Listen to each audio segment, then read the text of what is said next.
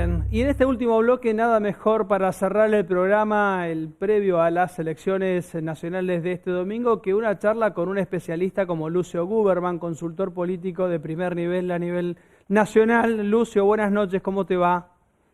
Hola Pedro, buenas noches, ¿cómo estás? Pero muy bien, y bueno, también como muchos argentinos con grandes expectativas de lo que puede ocurrir el domingo y de lo que estamos viendo ahora esta última semana de campaña con los candidatos dando todo con un eje discursivo fuerte y con imágenes, en el caso de Milei muchas imágenes por redes sociales sin tanto discurso, a diferencia de lo que hace Massa, que hace una gran puesta en escena por el Día de la Lealtad, que además le permitió cerrar prácticamente, ponerle un broche a su campaña. ¿Cómo estás viendo esta semana los cierres de cada uno de los candidatos? Bueno, comparto la descripción que haces, un cierre fuerte, digamos, un Massa que intenta ser el positivo entre tantos críticos del oficialismo, trata de llevar esperanza y polarizar de alguna manera, ¿no? La esperanza versus el caos y la esperanza versus el miedo. Hay que ver cómo le sale este intento. Tiene sus riesgos, es un ministro de Economía con claras dificultades, pero su apuesta es a que de esto se sale sin tantos sacrificios por el lado de Bullrich y sin tanta motosierra como plantea Milei. Milei siguió con el discurso de que no se puede pretender que el país cambie si lo siguen gobernando los mismos.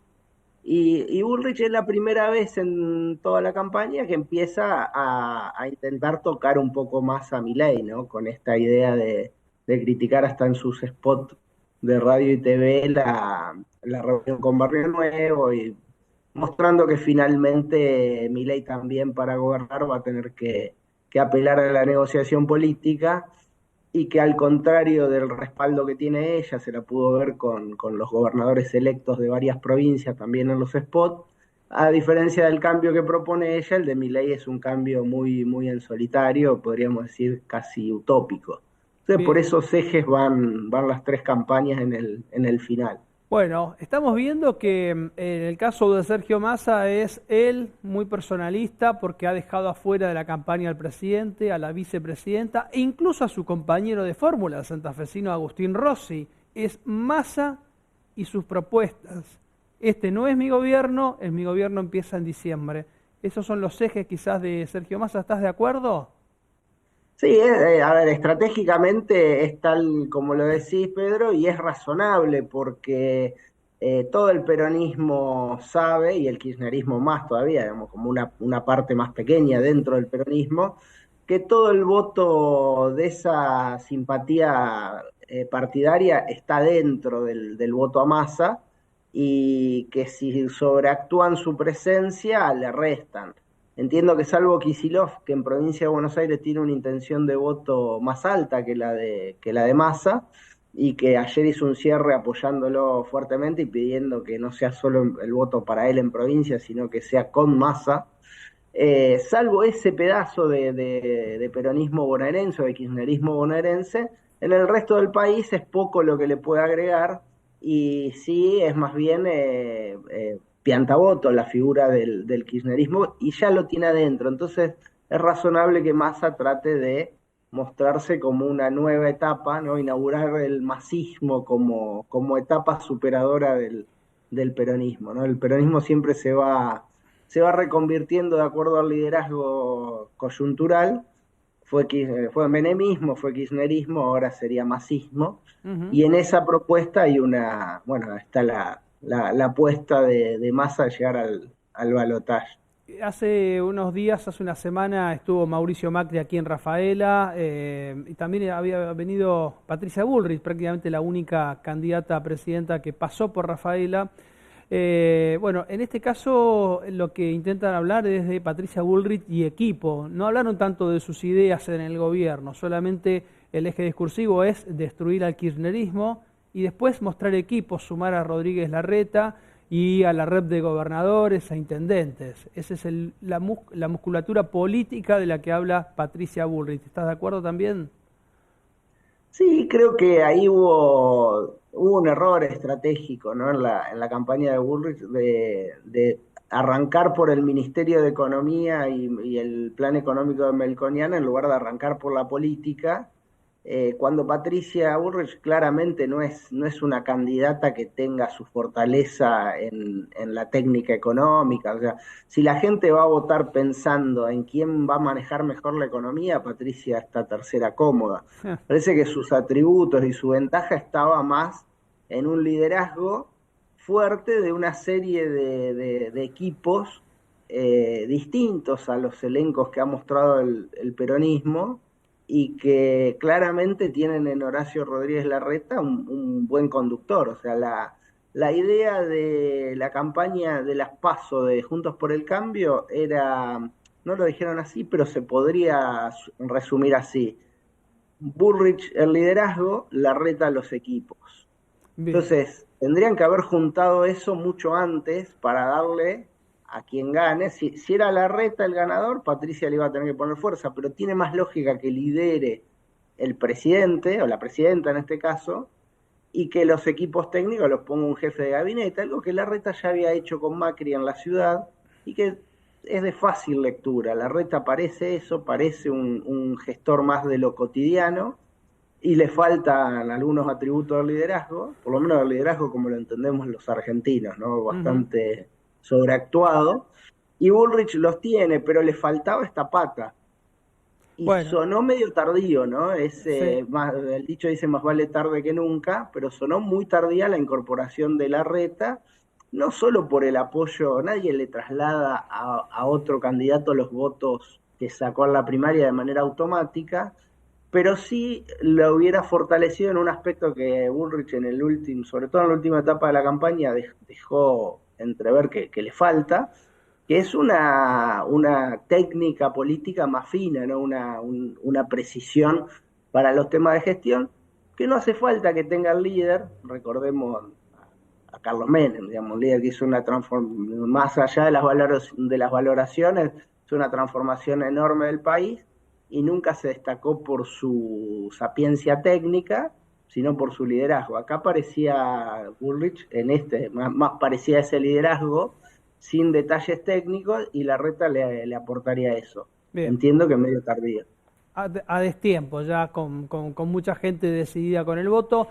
Lucio, la última consulta. ¿Qué elementos ves en esta campaña 2023 que son nuevos en el uso de la política, de los candidatos? Nosotros advertimos que hubo mucho menos candidatos en el interior del país, que se concentraron las actividades especialmente en la ciudad de Buenos Aires y en el conurbano y en los medios de comunicación y en las redes. ¿Vos qué elementos ves como nuevo? No, eso es así, digo, el triunfo de Milei en las PASO, y más allá de cómo termine la elección, la campaña de Milei es una campaña que va a haber que estudiar para entender qué ocurrió para que un candidato que no pasó por el interior, que no puso afiches, o sea, que no usó la vía pública, que usó muy poco los medios tradicionales, salvo los de la ciudad de Buenos Aires, y tuvo un impacto electoral enorme en el interior. Entonces, ahí va a haber que estudiar qué han hecho las redes. La categoría que por ahora me resulta de la ciencia política y de la comunicación más precisa para tratar de entender el fenómeno Milei es un concepto de Manuel Castells que es autocomunicación de masas. A diferencia de la comunicación masiva, que es esta que estamos teniendo ahora, ¿no? Que somos pocos los que les hablamos a mucho público, en la autocomunicación de masas son muchos los que le hablan a muchos. Y creo que Milei logró ese fenómeno, logró estar en boca de todos o en la pantallita del celular de todos, y a partir de esa presencia se instaló y pudo prescindir de toda la parafernalia tradicional de campaña, ¿no? De afiches, militancia, raid mediático, etcétera.